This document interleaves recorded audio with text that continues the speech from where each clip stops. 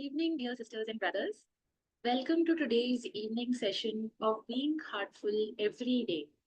This is day 332, and we continue the exploration of the quality of the week, which is availability, a quality that gently opens up to the divine, to life, and to each other. True availability often begins not with action, but with humility. It is the recognition that we are not always in control, and yet we are always capable of responding with love, with awareness, and with surrender. When we are humble, we do not demand or resist. We listen. We create space. We acknowledge that we may not have all the answers, but we are willing to be the part of the unfolding, just like a flute, which makes no sound until it is followed and offered. We too must become available by emptying ourselves of ego, resistance, and expectation. In the heartfulness way, this availability is cultivated in silence, in surrender, and in our willingness to receive what is given with gratitude. As always, let us gently extend the power of heartfulness to others. When we are available to those around us through our time, our presence, or even a listening ear, we silently invite them into the space of peace and stillness. You can invite someone you care about to join Being Heartful everyday sessions or to the master classes. And now we will continue our reading from the Bandara message on total availability, building on yesterday's reflections. I heard a beautiful analogy once. Imagine that you are standing on a bustling city street with a towering skyscraper overhead. Your view is limited, extending only a short distance in each direction before the street disappears from your view. Down the street, a red car is approaching, but it has yet to enter your field of vision. High above, on the skyscraper's 20th floor, someone gazes out of a window. That person's elevated position gives them a broader view, perhaps spanning a mile in each direction. They can spot the red car in the distance long before it becomes visible to you. To you, the car remains in the future. Yet, for the person in the skyscraper, it's already part of your present. And when the car eventually exits your sight, it becomes your past, while it continues to exist in the present for the person on the 20th floor. An evolved personality is like the person on the skyscraper's 20th floor. From this elevated perspective, such a personality can observe what is the past and future for the rest of us with the same clarity as we perceive the present moment. There was an instance during the Mahabharata war when Bhishma lay gravely wounded upon the bed of arrows. Lord Krishna approached him, and Bhishma asked the Lord, "What has led me to this fate? I have contemplated 100 past lives, finding no justification for this destiny." Krishna said, "Look beyond it." Bhishma replied, "I cannot see beyond it." In response, Krishna granted Bhishma the gift of glimpsing his deeper past. Now Bhishma's awareness could travel beyond its previous time, time-bound limitations, and he witnessed a previous life in which he held the status of a prince. During a fateful hunting expedition, he encountered a snake, grasped it by the tail, spun it around, and cast it onto a thorny bush where it died. It was the repercussions of this action that Bhishma now confronted, explaining why those arrows had become his final resting place. Surrender entails complete availability and acceptance. It is the price it takes for everything to take on its full meaning and to become constructive. Babuji Maharaj, Saturday, August 13th, 2005, 10 a.m. Being rigid, insistent, and demanding is antithetical to availability. Real availability is unconditional. To be available is to make oneself into an offering without any concern for reciprocity. To have a wish is normal, but to demand its fulfillment is to attach conditions to that offering of self. Availability that is conditional is not true availability. Unfulfilled wishes, both conscious and unconscious, keep us fixated and trapped in various emotional patterns and create a tamasic consciousness. Momentary disappointment is understandable, but a sattvic consciousness is resilient and quickly bounces back. From awareness to blossom into refined sensitivity, a high degree of acceptance must be established. It is easy to accept things that are desirable, but true acceptance requires acceptance of that which is painful as well. A sensitive person remains vulnerable to everything. Susceptibility to pain increases. If pain crosses the limits of one's tolerance, nature responds by kindly removing one's sensitivity. Being deprived of one's sensitivity, however, is tragic and bestows its own unique pain. What are the aspirations of your heart?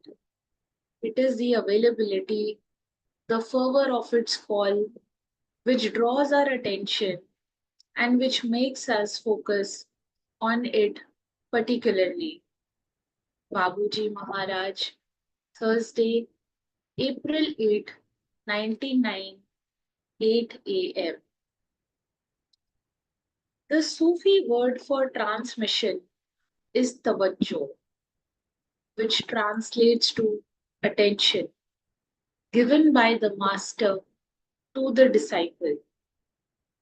People have misunderstood Babuji's statement in reality at dawn. We love him with faith and reverence, trying by all means to attract his attention and favor. It can be readily comprehended if one substitutes the word transmission for attention and grace for favor. We love him with faith and reverence, trying by all means to attract his transmission and grace. We will now take a pause here as it is time to offer the universal prayer.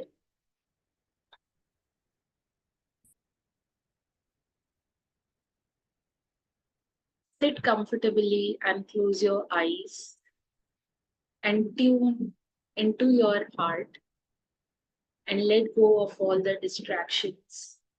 Let your heart soften and open. And now let us offer the universal prayer together. All brothers and sisters are being filled with love and devotion, and real faith is growing stronger in them. सभी भाई बहन प्रेम और भक्ति से भर रहे हैं और उनमें सच्ची श्रद्धा दृढ़ होती जा रही है.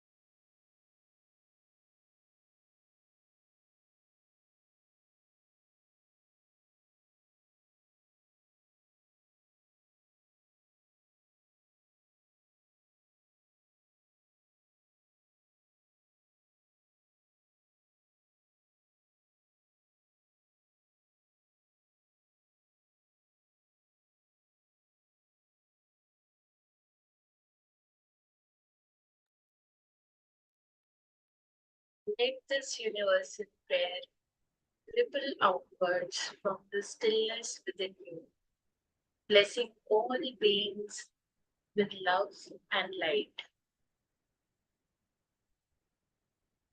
Tonight, as we offer the bedtime prayer, surrender your day, offer your efforts and your imperfections at the feet of the beloved Master.